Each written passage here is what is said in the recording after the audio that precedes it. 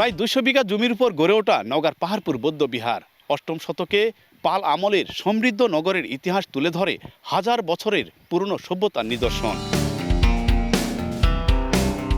সম্পুর বিহার নামে পরিচিত প্রাচীন এই স্থাপত্যশৈলী নির্মাণ কৌশলে ছিল দারুণ নান্দনিকতা আর শিল্পের ব্যবহার। পাল আমলের বিভিন্ন নিদর্শন সংরক্ষিত রাখা আছে জাদুঘরে। প্রাচীন সভ্যতার নিদর্শন দেখতে আসেন দেশ বিদেশের হাজারো পর্যটক। পাহাড়পুর বৌদ্ধবিহারকে 1985 সালে বিশ্ব ঐতিহ্য হিসাবে ঘোষণা করেছে ইউনেস্কো। এবার চট্টগ্রামের পুরাকীর্তির খবর জানাবেন সহকর্মী শফিকুল আলম।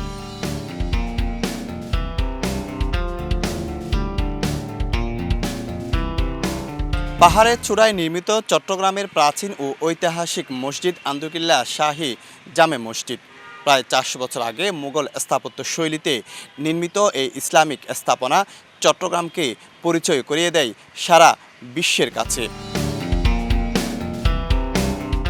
মোগলদের বিজয়ের স্মৃতি ধরে রাখতে 1666 সালে এই মসজিদ নির্মাণ করেছিলেন শায়েস্তা ছেলে ওমেদ খাঁ। যদিও একসময় মগ ও পর্তুগিজ জলদস্যুদের আস্তানা ছিল এটি। 4টি মিনার ও 3টি গম্বুজের এই মসজিদ নজর কাড়ে ধর্মপ্রাণ মুসলমানদের। মোগল আমলের এই নির্মাণ শৈলীতে ফাটল ধরেছে পিলারে।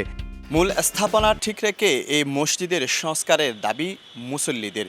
এবার মুন্সিগঞ্জের ঐতিহ্যবাহী ইন্দিরাকপুর খেলার খবর জানাবেন নাসিরউদ্দিন উজ্জ্বল।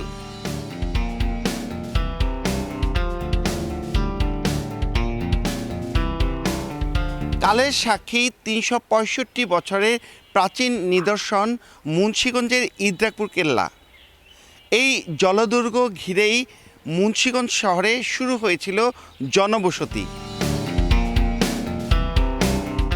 রাজধানী ঢাকাকে সুরক্ষা ও প্রধান নদীগুলোতে মগ পর্তুগিজ জলদস্যুদের দমন করতেই 88.5 মিটার দৈর্ঘ্য ও 55 মিটার প্রস্থের এই কেল্লা নির্মাণ করা হয়। সম্রাট আওরঙ্গজেবের আমলে সেনাপতি ও বাংলার সুবেদার মীর জুমলার তদারকিতে 1660 সালে নির্মিত নান্দনিক স্থাপত্য শৈলীর কেল্লাটি অযত্ন অবহেলায় হুমকির মুখে।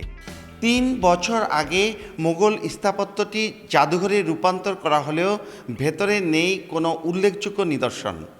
এবার কুমিল্লার শালবন বৌদ্ধ বিহারের ইতিহাস ঐতিহ্য জানাবেন রিপোর্টার ইশতিয়াক আহমেদ।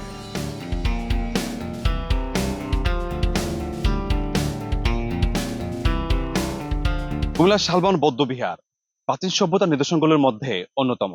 কুমিল্লার লালমাই ময়নামতির প্রত্নস্থলে অসংখ্য প্রাচীন স্থাপনার মধ্যে অন্যতম এই বৌদ্ধবিহার।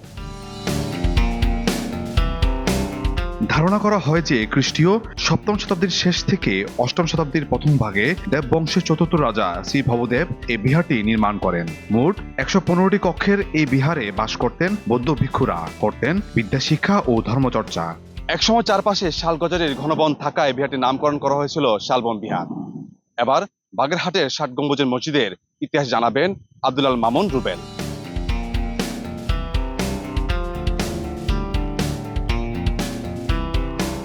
বাগেরহাটের প্রাচীন নিদর্শন ঐতিহাসিক 60 গম্বুজ মসজিদ। এখানে প্রতিদিন আসেন হাজারো দর্শনার্থী।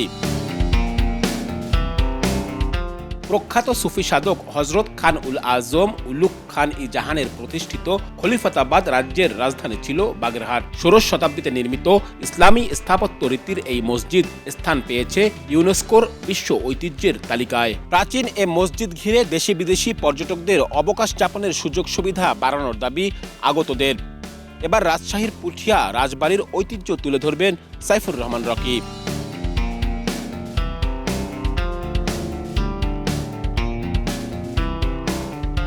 রাজপ্রথা বিলুপ্ত হলেও ঠাঁই দাঁড়িয়ে আছে রাজশাহীর পুঠিয়া রাজবাড়ি। এর নান্দনিক সৌন্দর্য বিমোহিত করে সবাইকে। রাজবাড়িটি ঘিরে গড়ে উঠেছে পর্যটন কেন্দ্র। 1895 সালে ইন্দো ইউরোপীয় স্থাপত্য রীতিতে দ্বিতল রাজবাড়িটি নির্মাণ করেন মহারানী হেমন্ত কুমারী দেবী। দেশের বিভিন্ন প্রান্তে থাকা প্রাচীন সভ্যতার সব নিদর্শন যথাযথভাবে সংরক্ষণের পরামর্শ ইতিহাসবিদের। অনেক পুরাতন জমিদার বাড়ি এবং অনেক প্রাচীন নিদর্শন যেগুলি সংরক্ষণের অভাবে বেহাল দশায় হয়ে যাচ্ছে এবং অনেক জায়গাগুলি বেদখল হয়ে যাচ্ছে। এগুলিকে সমুন্নত উদ্যোগের মাধ্যমে একটি পর্যটন অঞ্চল হিসেবে যদি প্রতিষ্ঠা করা যায় তাহলে দেশ বিদেশ থেকে কিন্তু এই সব দেখতে দর্শনার্থীরাও আসতে পারে, দেশের আয়ও হয়। বিদেশি পর্যটক টানতে প্রাচীন নিদর্শনগুলোর সৌন্দর্য ও ইতিহাস ব্যাপকভাবে প্রচারের পরামর্শও এই ইতিহাসবিদের। সাইফুর রহমান রকি, সময় সংবাদ।